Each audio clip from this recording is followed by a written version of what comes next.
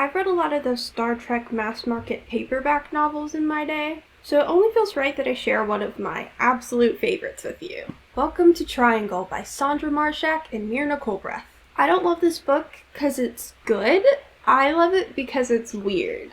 The triangle of the title is in fact a love triangle in which Spock and Kirk are in love with the same half-alien girl, and there's Pon farr, which is my favorite. The back reads, Kirk's soul, Spock's life. A dark plan has been unleashed in the galaxy, a design so vast, only a collective and ruthless minds like the totality could have conceived it. Now Captain Kirk must battle the seductive force of the totality's will. It was reasonable that Captain Kirk and Federation free agent Sol Lethon would fall in love, but no reasoning in the universe could have foreseen the tragedy of Spock's own passion for the same woman. Now this unimaginable conflict could cost Captain Kirk his very soul and bring death to the proud Vulcan. But in the unimaginable lies their only chance, and the freedom of the galaxy depends on the outcome of the ...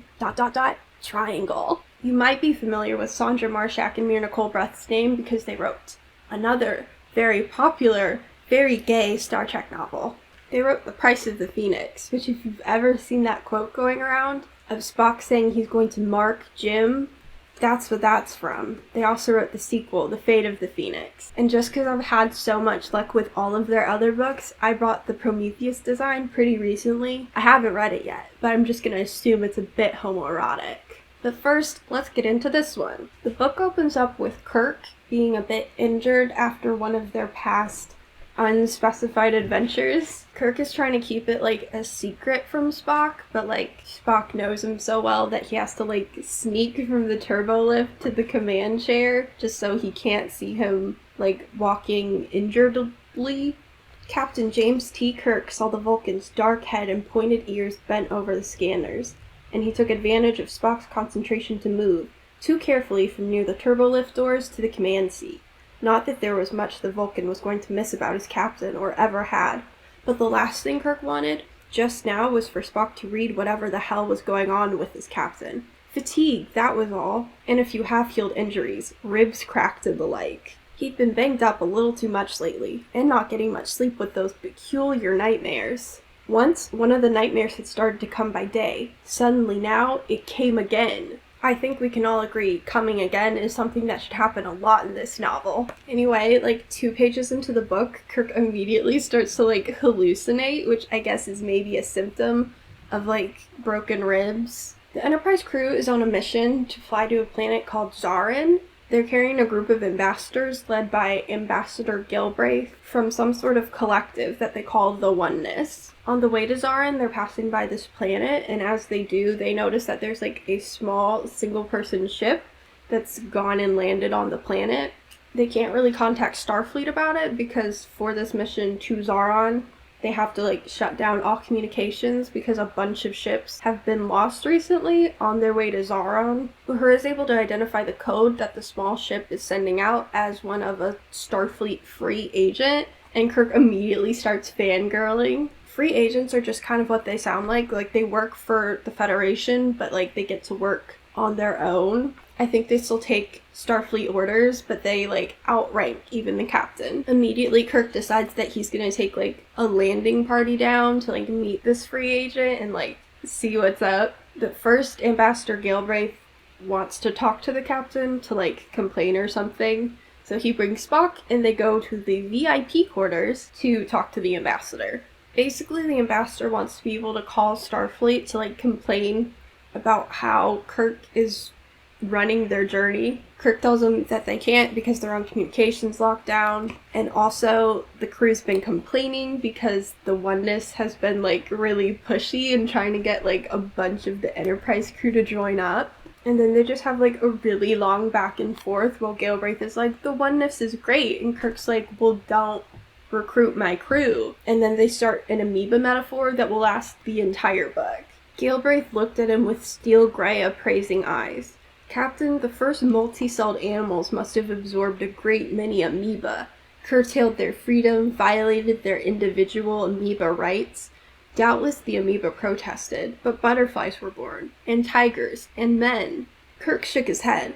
A man is not an amoeba. The argument of the good of the many or the good of the superior has been made before, by every dictatorship. I think this book is supposed to have an element of, like, anti-communist propaganda. Like, I think the Oneness is probably supposed to be communism. There's a few things later in the book that make that a bit more clear, like a direct reference to Stalin. I obviously don't think it's a good metaphor for communism. I think the subsuming of everyone's individuality is much more a characteristic of capitalism. But quite frankly, the weird shared soulmate, which maybe implies a shared soul between Spock and Kirk, do really outweigh that for me. And also the fact that it's a book that nobody cares about, that was published in the 1980s. Anyway, to end this tedious conversation, Spock and Kirk hear like a scream from the hallway, and we get introduced to the coolest character in this entire book. His name is Mr. Dobius. He's some sort of alien who has 2 brains and so like a bifurcated head. He's also 7 feet tall and being attacked by, quote, a slender girl who's not really attacking him, she's just holding him in place. And she's of course trying to recruit him to the oneness. Kirk and Spock wrestle the girl away from Mr. Dobius and also restrict the entire ambassador's party to the VIP quarters, essentially locking them in. But not before the girl like gets her hands on Kirk and like starts trying to convert him to the oneness. Mr. Dobius admits that he like gave her permission to bring him over to the oneness, and so he gets sent off to medbay to get looked over by Dr. McCoy.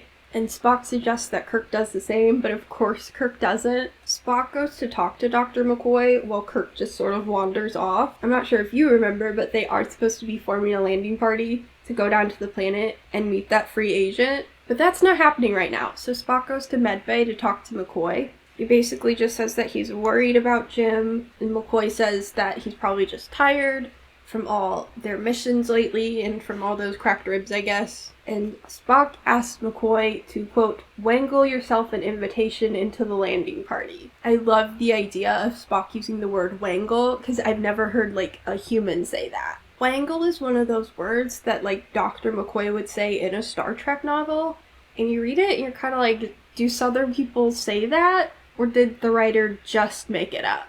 McCoy, of course, agrees to go to the landing party, so we get to cut over to Kirk, who is going to the pool. I'm glad that there's a pool on the Enterprise. Like, that's so fun. That being said, landing party. I couldn't tell you why that's Kirk's choice of where to go, especially when he's supposed to be beaming down to a planet to meet a free agent that he was super excited about now 3 chapters ago. The chapters are short. But he says he wants to be alone to get away from wherever Spock or McCoy would look. Why he wants to get away from Spock or McCoy is pretty unclear to me. But regardless, he goes to pool 1 and almost immediately starts drowning. He gets like a really bad leg cramp and like can't get back to the surface. He nearly goes unconscious, but he's rescued by somebody he thinks is Spock, who starts like mind healing him, which this is like the second book that I've read that has Vulcan mind healing mentioned, and I just don't think it's a thing. I simply don't remember it. Kirk, now that he's on dry land and being healed, feels a lot better, and he opens his eyes, and of course it's Galbraith over him, not Spock. Galbraith used the power of the oneness, I guess, to help heal Kirk. Also, you'll notice Galbraith was supposed to be locked behind a bunch of VIP doors and is not there. He is instead in pool 1 with Kirk. They have another, like, really long, really boring discussion about the oneness and its ethics and if Kirk should join. And Kirk says, no, like, I'm spoken for. Galbraith reveals to Kirk that there's, like, a second collective consciousness thing called the totality down on the planet, and also on the ship currently, and also on Zarin, and lets Kirk know that soon he might not have a choice as to whether or not he becomes a part of a collective. He might just have to choose between the oneness and the totality. Kirk also gives the banger line, I have found that when I'm offered a choice of the lesser evil, it is still evil. Ever relevant, some would say. And then suddenly, Kirk remembers that he is expected, and scurries off to the transporter room to finally beam down to the planet and meet this free agent that we learned about in chapter 1. In the transporter room, Spock and McCoy have been looking for Kirk and can't find him, presumably because it's absurd for him to be in the pool when he's supposed to be beaming down to a planet. But Kirk walks in and there's just like a really funny level of tension between like all three of them where they're all like kind of fighting. Kirk doesn't want McCoy to examine him. He didn't even invite him into the landing party. Spock talks about how McCoy has complimented his bedside manner, which I understand is something that was said in the show. I think it was said in either that one with like Jim or that one where McCoy's dying. So I do understand it's something that's been canonically said. However, it sounds very euphemistic to say it without context. To be fair, it sounds like a euphemism in context. Kirk receives a missive that the Enterprise is now at the disposal of the free agent. McCoy says the word scuttlebutt, like out loud, and they are officially beaming down to the planet. We learn about this cool Starfleet technology called biobelts that apparently give you like eyes in the back of your head, like you can sense things that are behind you because this planet is like old Earth in that it has like giganticism or whatever, where like all of the creatures are like super huge. So the biobelts are a precaution, and also we learn totally useless. Like they don't help our guys at all. They navigate to the ship of a free agent called Sola Thane.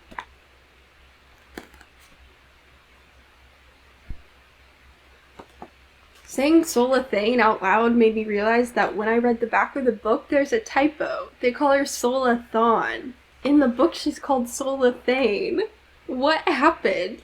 The most fun thing about this chapter is, like, immediately Kirk and Spock are falling in love with Sola Thane, but we are in the perspective of Dr. McCoy. McCoy supposed that she was beautiful. He was too busy looking at her to see. It didn't seem to be an important question. I would agree. In fact, I think it's so unimportant a question that we really probably didn't need to mention it in the book at all. He tried with indifferent success to not be surprised merely on the level that a free agent was a woman. On the whole, McCoy might have picked a woman, if he had to pick anyone for that job. But he would still have wanted to slay a few dragons for her. He saw a look on Kirk's face which suggested that McCoy would have company. So after that, like, pretty misogynistic little ramble that really wasn't important at all, Sola recognizes all three of them by name. I guess that's just because, like, the Enterprise is super infamous. Or maybe she knew they were gonna be there and meant to join up with them, but from the rest of the book, I don't think that's the case. I think they're just kind of famous. Sola informs them that she knows why all of these ships have been going missing in this region of space. We also learned that Sola Thane was herself kind of infamous in the Star Trek universe. According to Kirk, she also served with distinction in Starfleet, including saving a starship in the Endurance incident.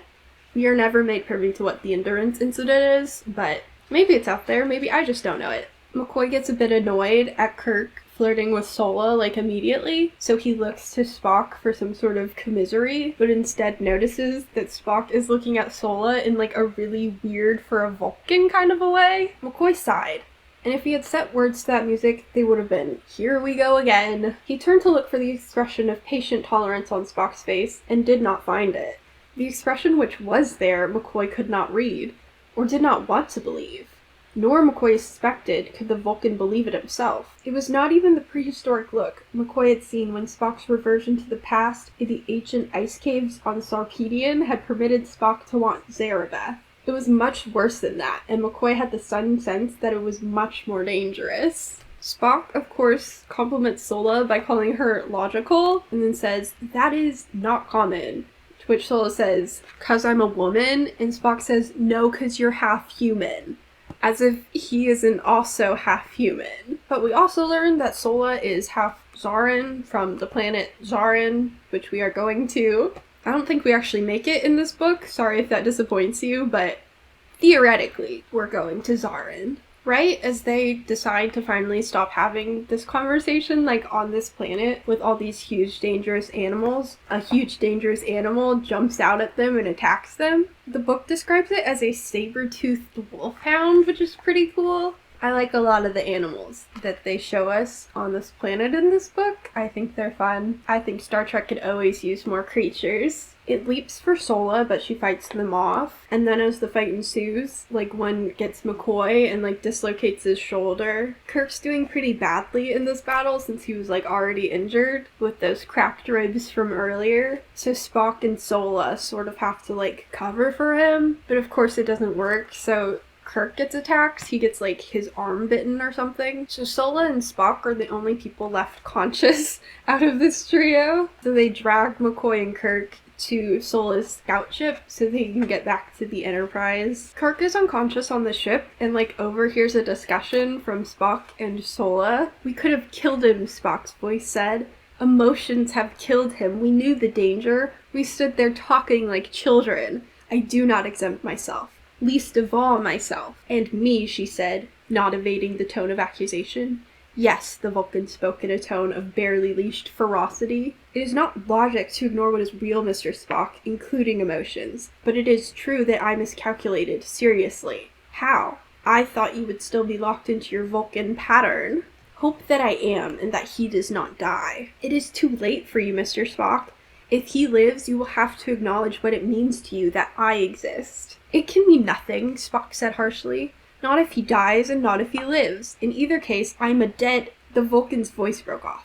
"I am a Vulcan," he amended, but Kirk still felt that he heard the Vulcan's voice saying, "I'm a dead man." Sola then, like, bends over Kirk and tells him that she doesn't give him permission to die, and then she continues this conversation with Spock. From somewhere, he thought he heard Sola say, "He will live, Spock, and you will have no excuse not to deal with what I am. What you are is his." I feel the need to bring up that, like, we just met each other maybe 15 minutes ago. "Spock, I may be the only non-Vulcan who would know why it will take more than words to save you. There's only one act which will." Spock then spoke in the tone of murder. "Do not presume to pity me." "Never, Spock. But I do not give you permission to go, either." So in his, like, half unconscious state, Kirk is able to put together that Spock is, of course, in Ponfar. McCoy finally wakes up from his, like, dislocated shoulder-induced unconscious state and, like, checks over Jim and is like, "He's bad."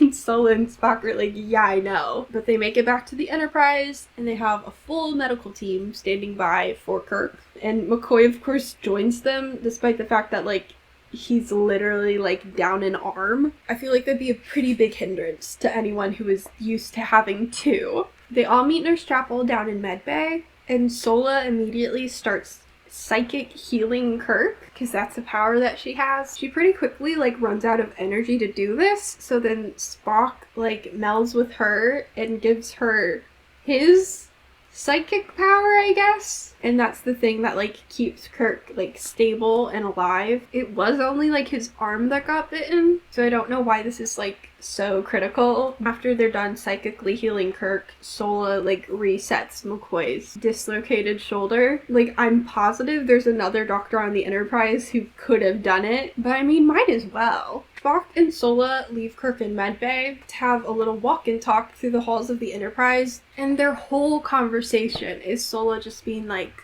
"Let me smash," and Spock being like, "No," and Sola being like, "No, like, you have to let me smash, you'll die if we don't." And Spock's like, "I'd rather die than have with a woman."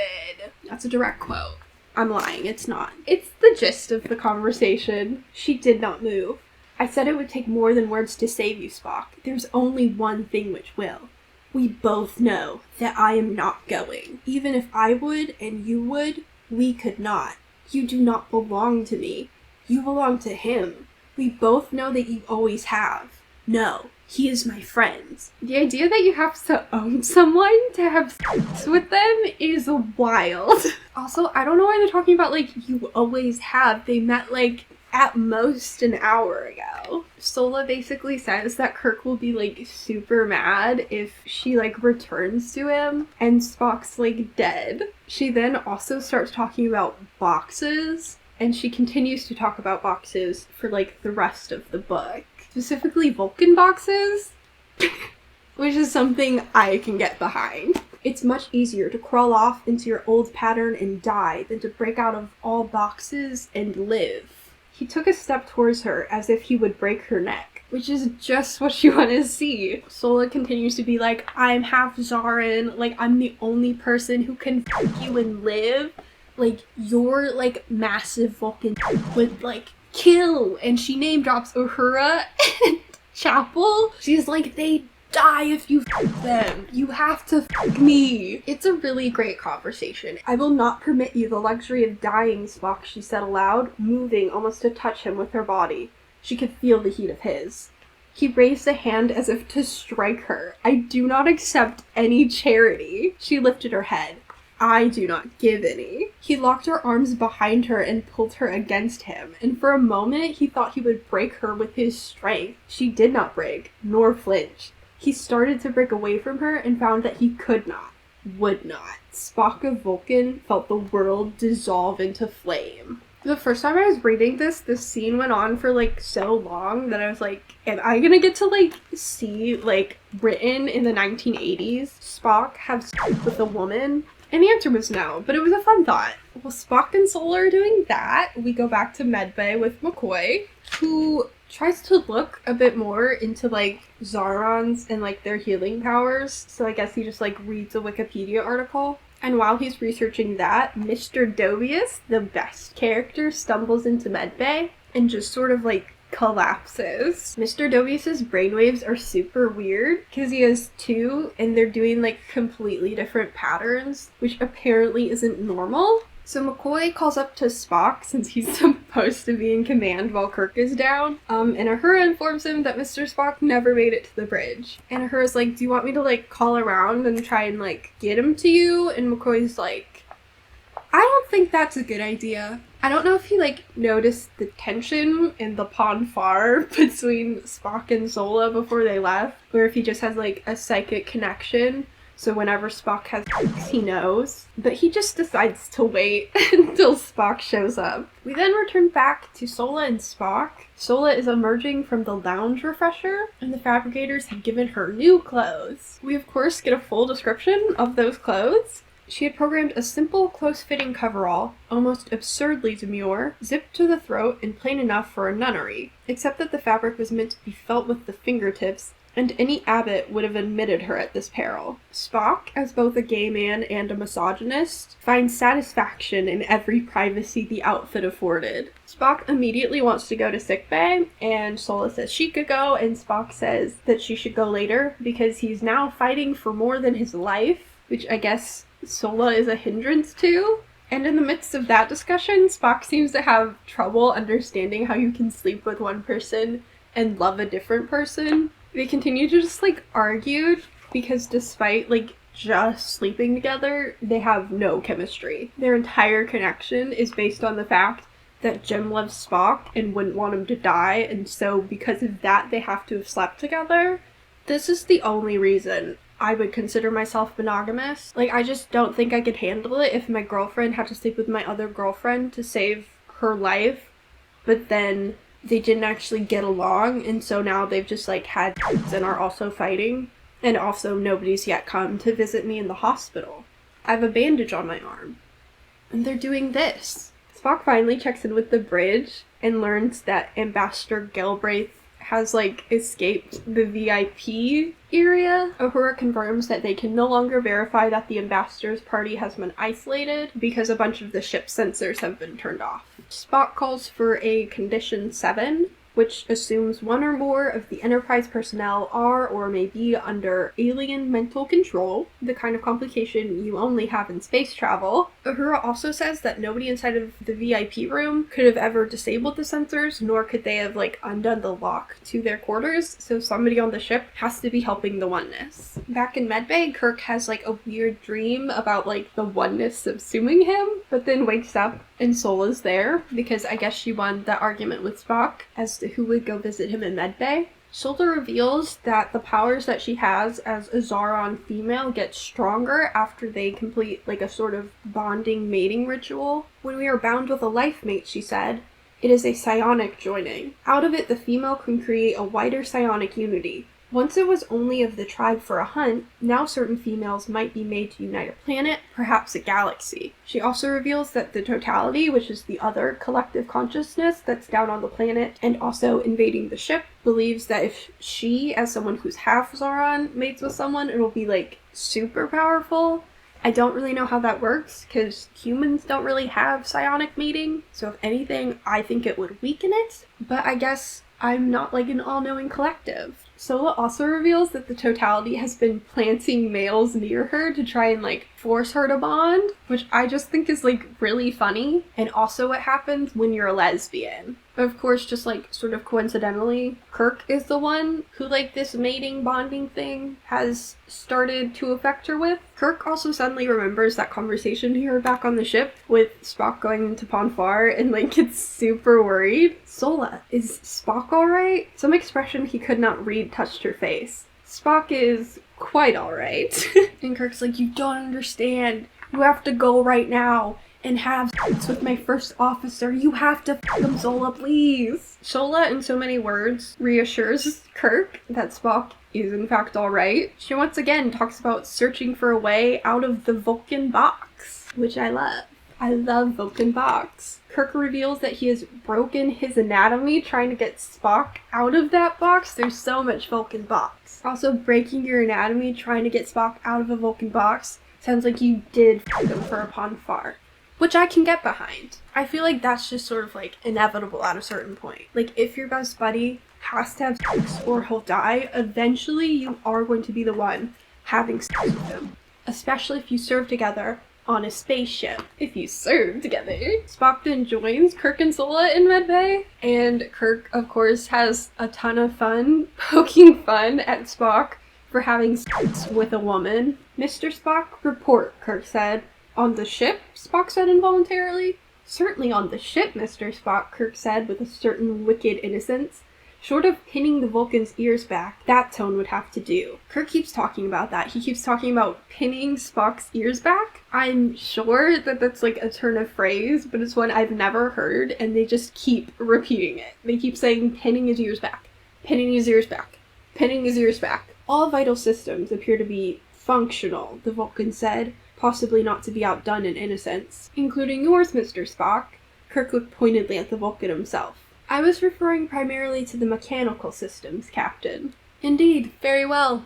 Carry on, Mr. Spock. Sir? The Vulcan sounded faintly scandalized. Sir, Spock said firmly, beginning to get the picture, not certain that he liked it. I am entirely functional. Spock informs Kirk that, like, the oneness and also the totality are now, like, totally loose on the Enterprise, and Kirk just stands up in his medical gown, and that's important, his medical gown. He's trying to, like, stand up to, like, go do things, but, like, his legs won't hold him, so they call in McCoy. McCoy comes in and informs him that he did, like, a scan on Mr. Dobius's brain, and both of his brains have, like, two separate signals, one of which matches, like, Galbraith's brain signals, and the other one is, like, totally unique, like, he's never seen it before, and so they assume it's the totality, and they seem to be, like, fighting each other, and one will get the upper hand and then the other one does, but McCoy can't figure out which one ultimately won out, and now Mr. Dobius's brain signals are more or less back to, like, normal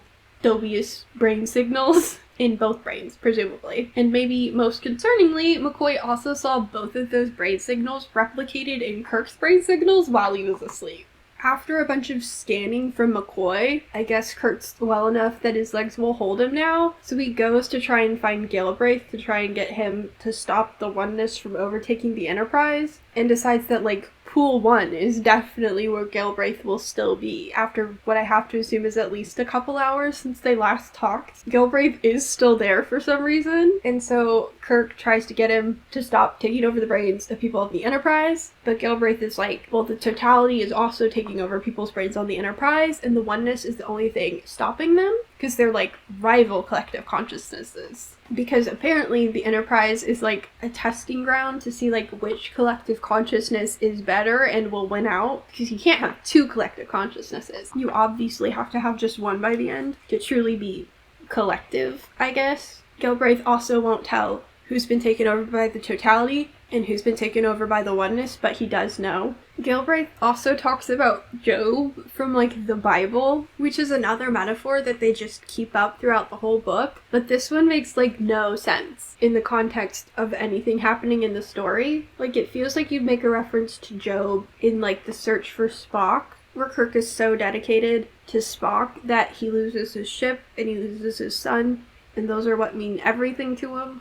But that's not what's happening in this book. I'm not even sure if that's happened yet in the timeline. I guess they're talking about Kirk giving up his self to join the oneness, because that's obviously what Galbraith wants. He wants Kirk to join the oneness. I guess that's the same as, like, all of Job's children and wife dying, but I just don't think it's a very strong one. I think we could have done better. So Kirk does not agree to join up with the oneness, but Galbraith, for whatever reason, gives Kirk, like, a taste of the oneness by, like, healing him again. And right as that's happening, Spock can, like, sense that Kirk is being, like, intaken by the oneness, so him and Sola run from the bridge to Pool 1 and save Kirk from being, like, totally subsumed by the oneness. Spock also calls Jim Tahila. Spock reached out to draw his friend back from the edge. Tahila, he said. Jim, your path is here. I think that's fun, just because I feel like we don't hear that in, like, Star Trek novels a lot.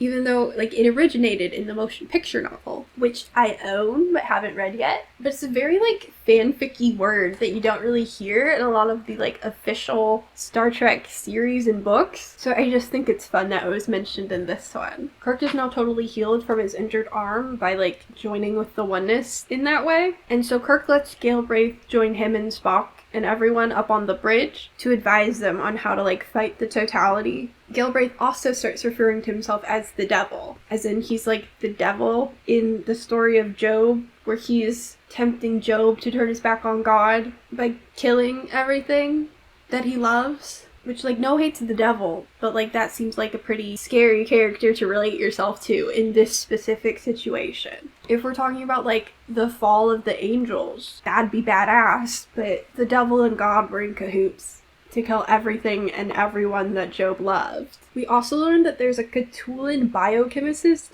named Ver, which is V with 3 R's. We know this because Ver stumbles into medbay before McCoy can leave, and the totality had also attempted to overtake Ver, which I know I said Dobius was my favorite character in this book, but Ver is also very high up there. Ver also uses she, her pronouns. I never even considered Ver could be a woman. Back up on the bridge, Kirk is asking Galbraith how they can fight the totality, and according to Galbraith, either all of the Enterprise crew can voluntarily join up with the oneness, or they can get rid of Sola, because her, like, Zaron powers are just sort of naturally amplifying the totality's power on the ship. Kirk doesn't like either of those options and asks for a third one, to which Galbraith responds that it feels too much like a coincidence that they all just met here, including Sola with her latent bonding powers, which isn't an answer. It's certainly not a third choice, but I guess he just wanted to change the subject. Kirk and Galbraith get into, like, another back and forth as to whether or not the oneness is good and should be able to, like, take people into it without their permission. And Galbraith says what they're facing right now is a trial. Love versus the oneness. Soulless people have the capacity for oneness if any species does.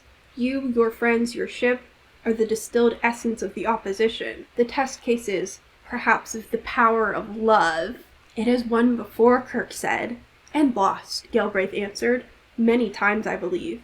You will lose, Captain, for you are torn in 2 directions. The impossibility of your situation will finally bring you to me. It says triangle, but I think this might be a bit more of a love square. It just kind of feels like Kirk is being pulled in a lot of directions.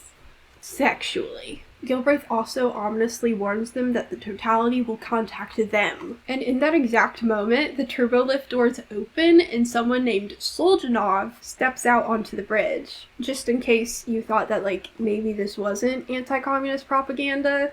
No, like, all of the people who are part of the totality do have, like, vaguely Russian, Eastern European sounding names. Soljanov tells Kirk that he called him here to this random planet in space so he can face a challenge. This challenge involves Sola's, like, mating rituals as a Zaron, which involves something called a mate hunt. It is the custom which provokes the hormonal and psionic responses which lead to life bonding.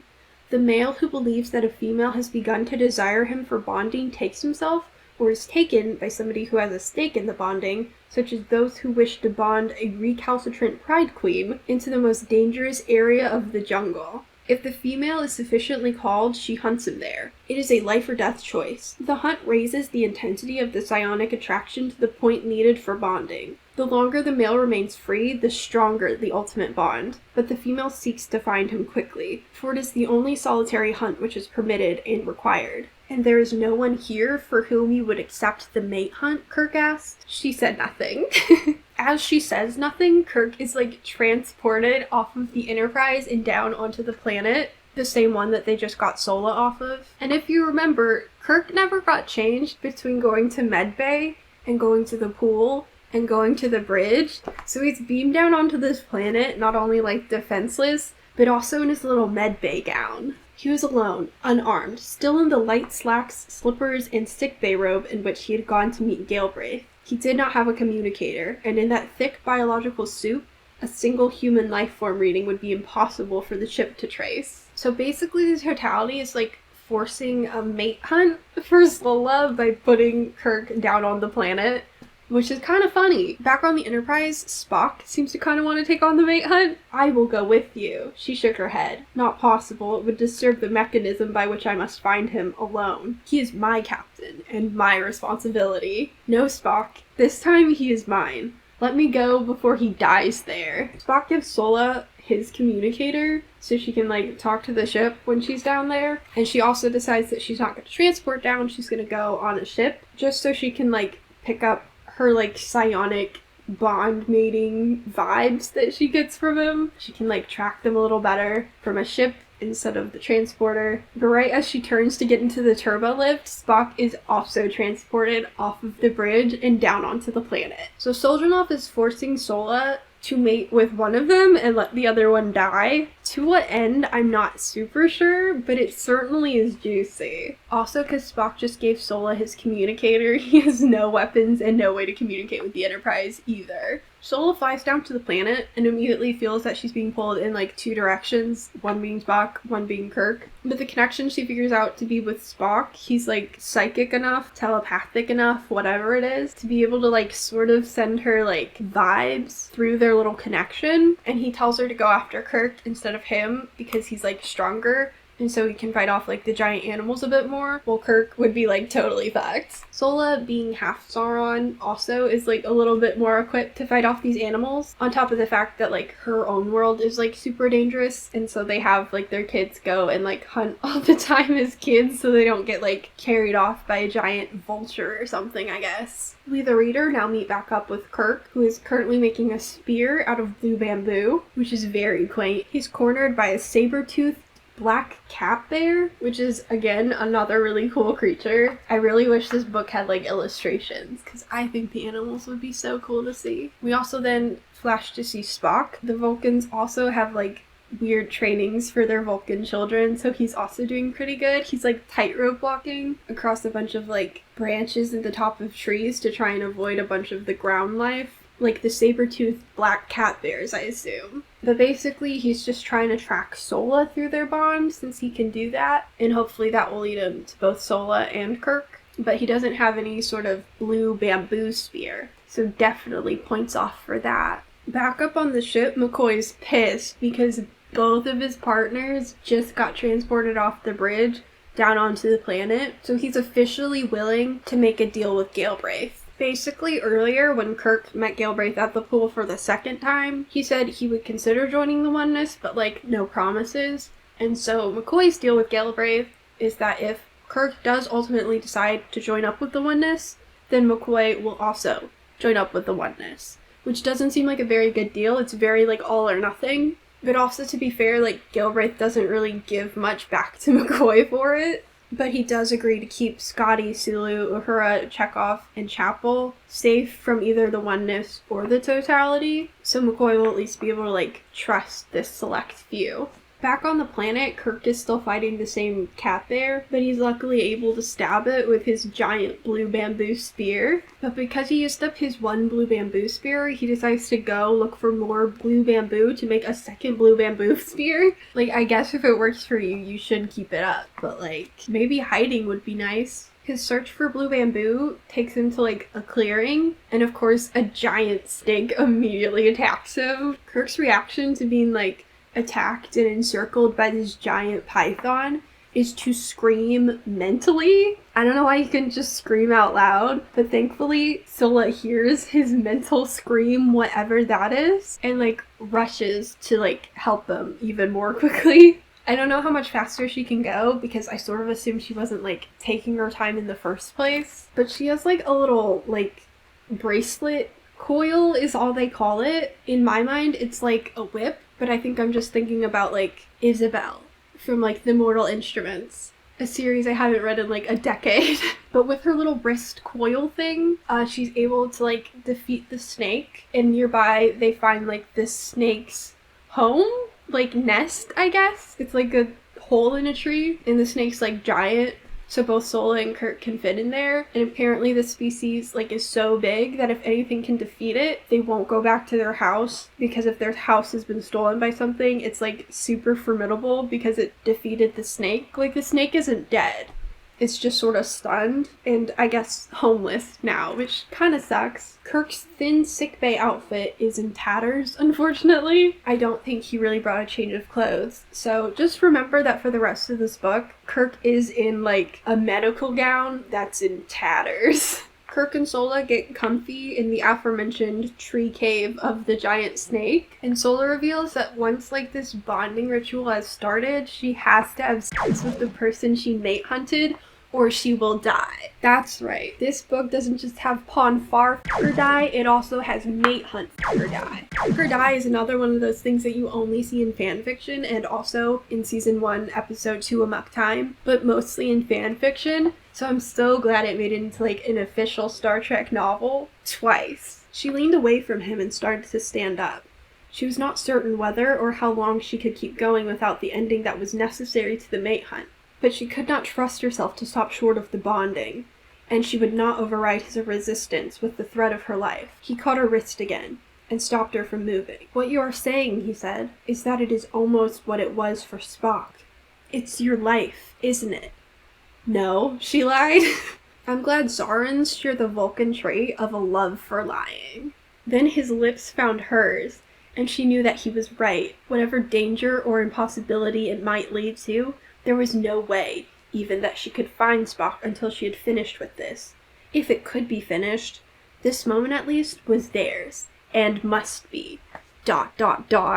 Meanwhile, Spock's like dying. He's not dying, he's just being attacked by like a bunch of animals while his best friend and the girl he just slept with start sleeping together. It's bad luck, really. But while he's being hunted by all these animals, there's like this volcano on the planet that he's decided to head to. I don't know why you'd head for a volcano, but I suppose if Spock's doing it, it must be the logical decision. He would never do anything illogical. It's Spock. He'd never. Spock is attacked by like another creature that they describe as man-like, which is kind of horrifying. Spock turned at the sound behind him and found himself facing a very large, erect, man-like creature. I'm sure they mean erect as in upright, but honestly, this book is so horny that like, maybe he's just got a boner. I don't know. Covered in black silver-tipped hair, it was half again his height and 6 times his weight. And by the tooth structure which was bared at him, it was carnivorous. Back in the little snake tree cave, Kirk stops having sex with Sola because he's like, I can sense it. Spock's in danger. Which is honestly the kind of relationship I strive to have. Sola hadn't told Kirk that Spock had been like also beamed down to the planet against his will. So he's like, call the Enterprise! Make sure Spock hasn't beamed down. And she's like,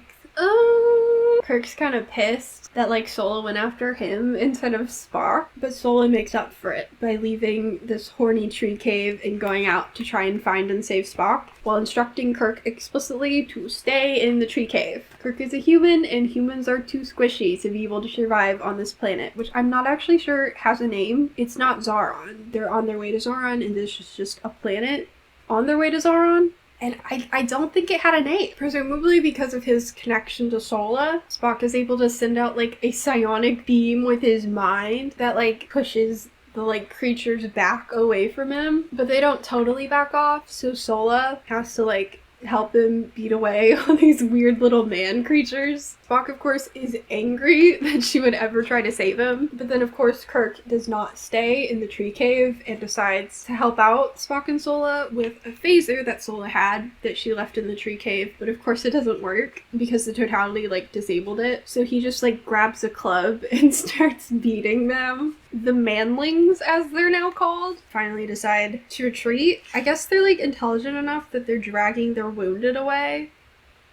So I think that does sort of pose an ethical question. I was sort of under the impression that they were just, like, man-like in looks, not necessarily in intelligence. Not that you should, like, beat up things that, like, are less intelligent than you, but I guess it was self-defense. So, like, ultimately, it probably doesn't matter. It's just that, like, these are beings who protect their wounded, which is nice. But it does beg the question, why were they attacking Spock? I don't know that most creatures attack things for no reason. I think a lot of them eat and just need to eat other creatures, and others, like, need to defend, like, a nest or their younger stuff. So I don't know if Spock was just unaware and, like, walking through these manlings, like, nest, disturbing their young, or if they're just violent for no reason. Regardless, we never see them again, so ultimately it doesn't matter. But I would also like to see an illustration of them. Sola, like, chastises Kirk for leaving the tree cave when she told him not to leave the tree cave. You are far more vulnerable than a Vulcan, untrained for this, and armed only with a twig which a juvenile manling could take away from you. He sombered and looked at her squarely. That's quite true. And could I have failed to do it? What would you then expect me to do with the rest of my life? He smiled then. Besides, you may have noticed that you did such a good job of protecting me that you won. For once she was silent. She had noticed it. And she had noticed that his illogic should have made her turn towards the Vulcan's welcome sanity. But she was surprised to notice that there was some powerful element in her which loved that quality in the human. However dangerous or illogical it was, there was some deep, primitive response to the male who would throw himself between his mate and the predator. It was not a survival characteristic for the male, but it was for his mate and his seed. ...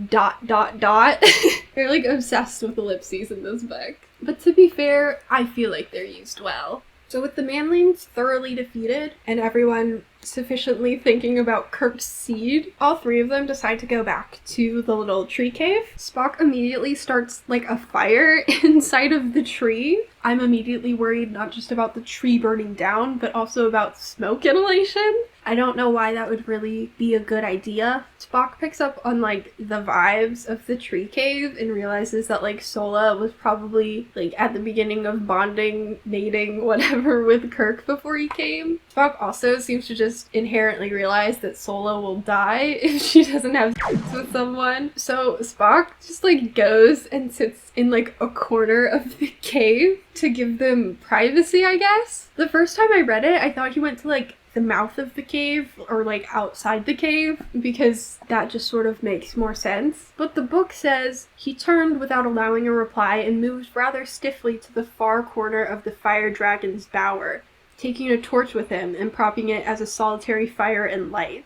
Which sounds very much like he is still in the cave. He takes with him, like, the phaser that they have that doesn't work, to try and, like, fiddle with it and see if he can fix it. I guess just to keep him occupied while, like, 2 feet away, Spock and Sola are just, like, going at it. But of course, Kirk and Sola don't go at it. Kirk instead, like, goes and sits next to Spock and is like, what you doing out here, buddy? And Spock's like, you have to f*** her, she'll die. And Kirk's like, I would never do that when I could be hanging out with my best friend, Mr. Spock.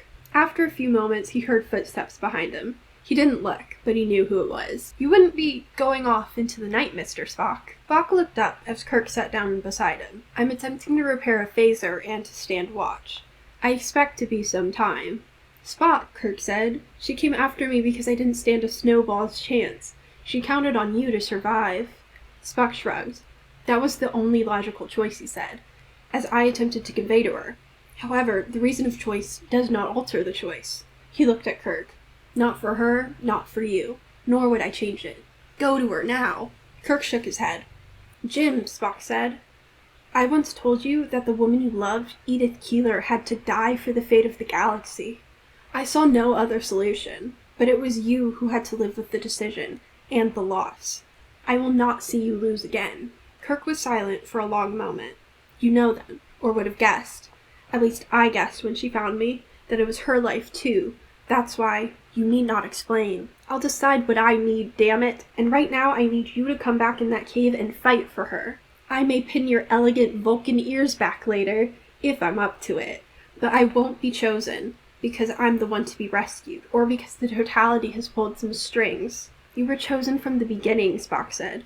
Kirk shrugged. She didn't know you. So Spock and Kirk agree, I guess, that Kirk isn't gonna sleep with Sola, and so they both go back in the cave, which I would just like to present a solution to this problem that I wouldn't consider a problem, but apparently it is. If Sola Thane doesn't want to choose one partner because that one partner would strengthen her psionic powers, which would help the totality, I just feel like for science you should certainly try to bond with two. I'm not really sure how this whole bonding, mating, whatever would work. That's why I really can't get into stories like this outside of pure absurdity. Because what exactly is so special about having sex that it would give you mind powers and you're powerful and you can unite galaxies? But the Enterprise is like a scientific vessel. So I think for science, maybe we should Eiffel Tower it, you know what I mean? I can't believe that we wouldn't just, have group it'd be so fun! Imagine the scientific knowledge we could gain from that. No other Zaron has had this opportunity where they're bonded to two. Unfortunately, that's not what happened, so when Kirk and Spock go back in, Sola confirms that she still, feels connected to both of them, but is unwilling to both of them at the same time. How can you bond to one if they're both? Having settled that issue, they decide to just take a 2-hour nap in this tree cave until it's dark outside. I don't know if it's better to go out in the dark. Are there fewer animals out at night? I know some are nocturnal and some are diurnal, but are fewer nocturnal? I just don't see the benefit of waiting 2 hours until it's dark and so you're stumbling through a forest with no light. I would kind of think that they'd either want to sleep the whole night or get going before it gets dark. But that's not the decision they make. We now go back to the Enterprise where Scotty is of course in control since our two most senior officers just got transported off the bridge. McCoy comes onto the bridge to ask if they've had any sort of information about Spock or Kirk. Scotty of course hasn't. McCoy asks about the volcano. Scotty knows nothing. And McCoy then asks if he can beam down to the planet, specifically to the volcano, because, I guess Spock was right, everyone will just logically convene around the volcano. Scotty agrees, and so McCoy puts together a landing party of, once again, Mr. Dovius, and also Galbraith, for some reason. And maybe that was a part of their pact, that, now they're just sort of bonded together until Kirk does or doesn't choose to join the oneness. It's officially nightfall, so Kirk, Spock, and Sola are making their way through the jungle to this volcano. Nothing has been told to us about why they all want to go to this volcano. It obviously is the correct place for them to go. That's where more story happens. But, if I saw a volcano on a planet, I don't think I would walk towards it. I think I would walk away from it. I get that, volcanoes aren't exploding all the time, but I just personally have no desire to risk it.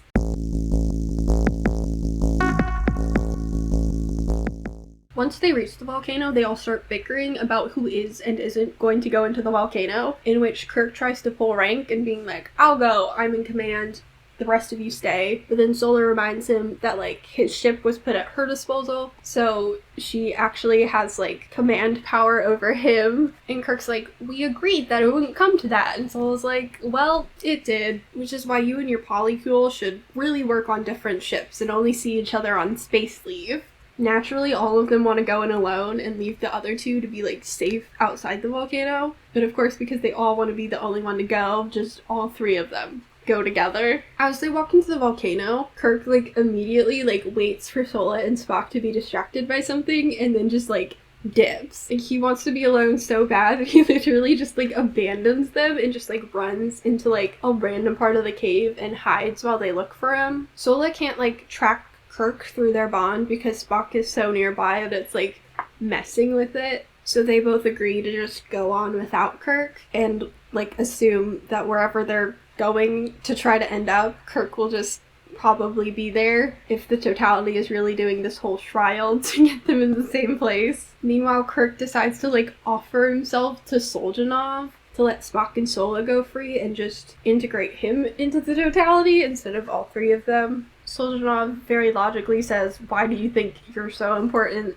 that like I would take you over all three of you?" And Kirk's just kind of like, "I'm just really used to being super important in every room I walk into, so I just sort of assumed it'd be the same here." Soljanov is also apparently in on this amoeba metaphor that we established forever ago, and they've been mentioning it, I just haven't been bringing it up because it's the exact same thing every time, where they're just referring to Kirk as an amoeba, or Kirk is referring to himself as an amoeba. But Soljanov also likes this metaphor and says, "I do not explain my reasons to an amoeba." They're also talking over like a microphone that I guess Soljanov just like installed in this cave. You might think they'd talk over those psionic powers, but absolutely not. McCoy arrives at the volcano with Dovius and Gilbraith, and they try to find like a way into the volcano, and they just sort of conveniently find like a door-shaped and sized cutout that lets them into the volcano. Sola and Spock are still wandering around the volcano, and Sola basically tells Spock, "You have to stop here. This is the furthest you can go because beyond this point, Soljanov and like his little lackeys can beam pain or pleasure directly into your brain." And they talk about lab rats where there was something similar done to them and they wouldn't eat, they wouldn't play, they wouldn't have they would just push the pleasure button over and over and over. And we get like 3 different lines of them saying like, "The pain is unbearable, but the pleasure's even worse." Spock agrees to hang back while Sola goes on ahead to keep looking for Kirk, but he tries to like reach out across their bond to like help her once like the pain starts getting like shot into her brain. But so long as he's accessing like their little bond, the pain can like go through that and get him. So he like disconnects and is like, "I can't help her from here." So instead he decides to just sort of stand there and like search for wherever Kirk might be in the volcano, but just like in his mind. It's implied a lot in this book that Spock has mind melded with Kirk so much that he can just sort of like sense him, which has a few implications in this book, where people who are bonded also have like a very similar connection. Is it accidental or not? I sort of suspect not, but it's given plausible deniability. Sola makes her way through the volcano and finds like one of Soljanov's brainwashed lackeys, who's like super stunned when Sola asks him for his name because he's so used to not being an individual. And because this isn't anti-communist propaganda, his name's Argonov. Sola and Argonov are caught like talking by like another one of Soljanov's lackeys, who is a Zaron.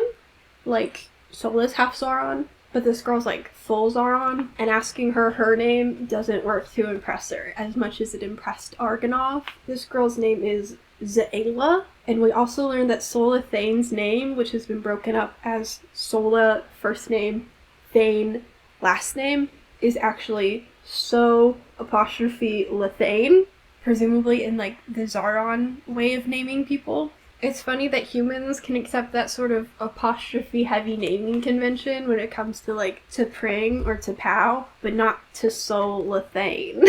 Anyway, Zaela decides to, like, project more pain directly into Sola's brain, and the pain that Sola feels is also felt by both Kirk and Spock in their little areas of the volcano. But because of that pain, suddenly Spock can track Kirk a lot better. I don't really know why. But Argonov steps in and, like, holds Sola through the pain. Once again, so touched by this presumably benevolent capitalist who has come and asked him his name, because under communism, people don't have names. Kirk and Spock continue to feel Sola's pain, and both, like, mind offer themselves to Soljanov. "Let her go," Kirk grated. "Take me." From somewhere he sensed a no in a mind voice. He knew. Spock. Then he was alive, near. Kirk tried to warn him off. "Soljanov," the silent voice projected. "A Vulcan to serve you would challenge you. Let them both go. Solzhenitsyn laughed. Such nobility. She's dying, Kirk whispered. He himself was held up only by some stubbornness, and Solzhenitsyn's hand. Solzhenitsyn shrugged. That is not my plan. Kirk sensed an order go out, and suddenly his pain stopped so abruptly he sagged with relief. Sola is then hit with one of those waves of pleasure instead of pain this time. She tries to, move, but Solzhenitsyn's transporter gets her this time and beams her into a chamber where Spock and Kirk are, stuck in the middle of lava on, little ledges, and she can only reach one of them. She doesn't have time to get to both of them. And so Solzhenitsyn is, once again, forcing her to choose between one of them and letting the other one die. But this time there's lava, so, it's even cooler. Why she was hit with that pleasure ray, I couldn't tell you. She wasn't, in the middle of doing anything that you'd want to, interrupt her. I guess Solzhenitsyn just, wanted to use the pleasure ray, since he'd only been using, the pain rays thus far. McCoy is also suddenly, watching this scene unfold in, a weird telepathic way, where it's he's there, but he's not there, but Solzhenitsyn is, letting him watch for some unknown reason. Maybe he can really sense that McCoy is, I guess, fourth-wheeling with his polycule in pretty much this entire book and just, feels bad. Kirk is, of course, telling Sola to get Spock. Spock is, of course, telling Sola to get Kirk. Kirk is described as being all but naked because I guess the medbay gowns don't hold up well in extreme heat, such as being right above lava in a volcano. Of course, because Sola is given an impossible choice in which she has to save Spock or Kirk and can't save them both. Naturally, she decides to save them both, and it works. Solzhenitsyn agrees that Sola can keep both of them if she can get them both off the ledge without bonding with either of them. Before going out on the sledge to save both of them, Sola gives a big speech in which she all but talks about the fact that she wished they could be polyamorous. Sola, Kirk said, you are not to go off into the night. That's his second time saying that. You, above all, have earned better than that. Sola smiled. I have had better than that, this day, from both of you. It will last me. It will have to. She turned to look for a moment at Spock. There was one premise we did not check, Mr. Spock, and if I were of the captain species, and we were not on trial here, perhaps I even could check it. But in my species, that answer is biological. What premise is that? Spock asked. For one moment, Sola Thane's eyes lit with a kind of triumph. The premise of monogamy, Mr. Spock. McCoy saw Kirk and Spock trade a stunned look, which he could not entirely read. I wonder if Kirk and Spock are wondering if they can manage a second polycule, or if they just have to invite Sola into their existing throuple. McCoy watching this is, I guess, weirded out that Sola thinks she can love both Spock and Kirk. McCoy wondered whether they all had heard the sound of the handwriting on the wall. Was this Sola's form of a lie that she would be alright? Or had she seen, in fact, that McCoy's two friends were not to be hers?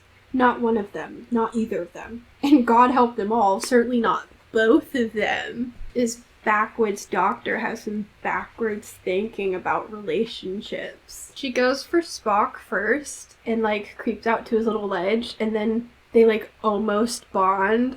I guess she's just on the precipice of bonding. Kirk starts to get immediately jealous, funny enough. Up to this point, they've been very free love, me and my best friend can both love the same woman, and she can kind of love us both. And he gets so jealous that he almost gives into the oneness, which is, I guess, just living latent in his brain right now. But Sola and Spock can feel that Kirk is about to give into the oneness, and that's enough that they don't bond. And so they tightrope walk over to the ledge that Kirk is on. Sola and Spock make their way to Kirk's ledge and climb back up. And McCoy, Zobius, and Galbraith are finally transported into the same room as Spock and Sola and Kirk, so they aren't just watching it telepathically from a distance anymore. Spock and Kirk both ask Sola not to go with Solzhenitsyn, but she's nah, that's the deal I made, I gotta honor it. And I, as the reader, am still sort of are you still gonna die if you don't bond with someone? And that's never addressed. Sola does think that she can convince Solzhenitsyn to, let the people of Zaron out of the totality and, stop this spread of, collective consciousness. Kirk asks Solzhenitsyn to promise to Sola that that will happen, and Solzhenitsyn just says no. They have a very tender goodbye in this volcano that's like about to explode. She reached out and took Spock's hand in the Vulcan manner of paired fingers, and Kirk's in a simple clasp. What we have had will exist, always. But it must stop here. I go, and I cannot come back. I will go with the totality, not into it. But there are choices I must be free to make. She looked for a moment at Solzhenitsyn. And choices I cannot make. While there is any danger, I cannot bond with anyone to become someone's weapon, or to give hostages to fortune. Certainly not. For a moment her voice caught in her throat. 2 hostages. Then she stood very straight. I did not say it, and before I lose the right, I love you, Spock. The Vulcan started to speak, but she stopped him. Don't say it. She turned to Kirk. I love you, Jim. Freely and forever. If I was Spock, I'd be like a little miffed that I just got I love you, while Jim got I love you freely and forever. Like, freely and forever is sort of a nice add-on to the I love you. But to be fair, I feel like Spock was a bit more difficult. She leaned forward and brushed his lips. He caught her to him, and for a moment McCoy did not think he would let go. Then the volcano roared and spewed new lava into the chasm below. Sola leaned away from Kirk, and McCoy did not hear, but saw her lips form goodbye. She caught Spock's hand to her face, then released it, and turned away, blindly, to Solzhenitsyn. She stopped once and looked back, at Kirk and Spock. Then her look included McCoy for one instant. Thank you, Doctor. Take care of them for... But the volcano cut off the last word.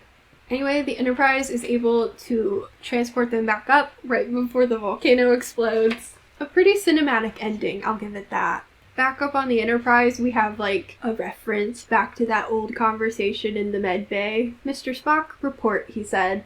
Spock turned from the science station to look at him. On the ship? He asked.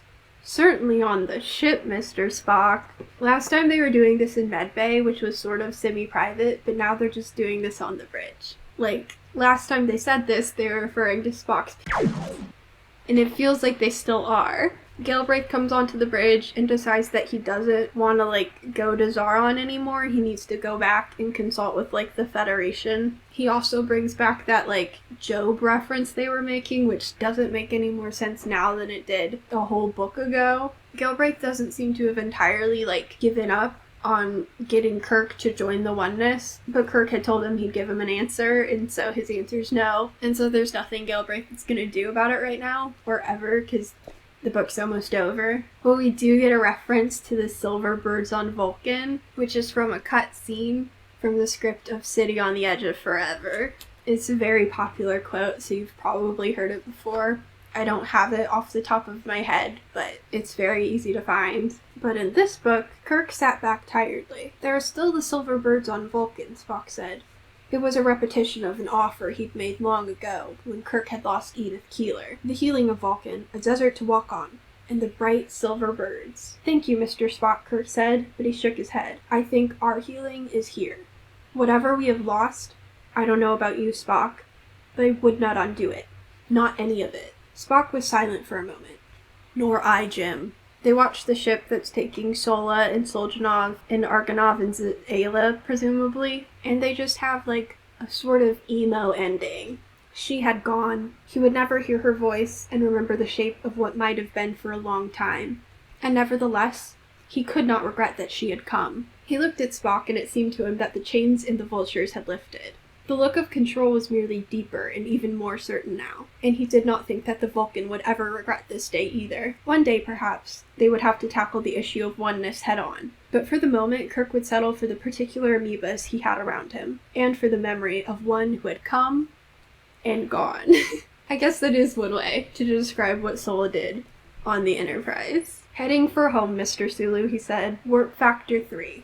Let's go. So yeah, that's the book. It is my favorite because we have 2 instances of fuck or die, and that's just always fun. I think we should have had an Amok time too, I'll say it. If you're familiar with other Star Trek novels, you might notice that there is something called the totality in some, books that William Shatner wrote, I think in, the late 90s. But I have no idea if they're connected. I've never read those books. As far as I can tell from, the wiki, they don't seem to be related. It just seems to be two things called the totality. But I guess I'll have to check in on that eventually, because it is a pretty big mystery that has been haunting me. But yeah, that's my favorite Star Trek novel. I have a favorite Star Trek novel that I just think is good, but this one I think is funny, which is way better.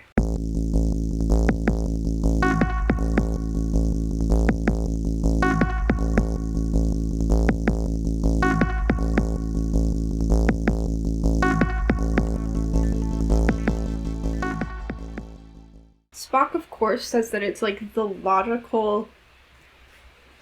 Who cares?